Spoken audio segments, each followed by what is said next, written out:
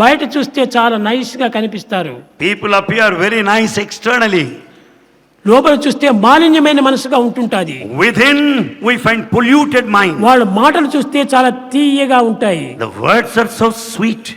మనసు చూస్తే మహా రౌద్రంగా ఉంటుంటాది. Mind is full of anger and fury. అలాంటి రౌద్రమైనటువంటి మనసుతో మనం ఏమాత్రమూ చేరకూడదు. We should never be in the company of furious minded people.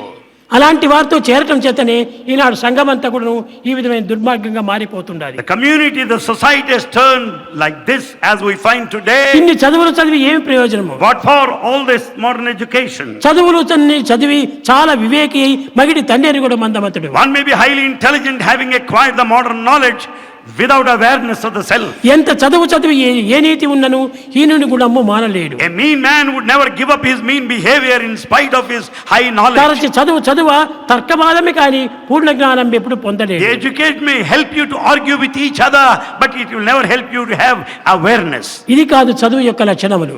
This is not the quality of education. మృదుమధురమైనటువంటి యొక్క పలుకులు.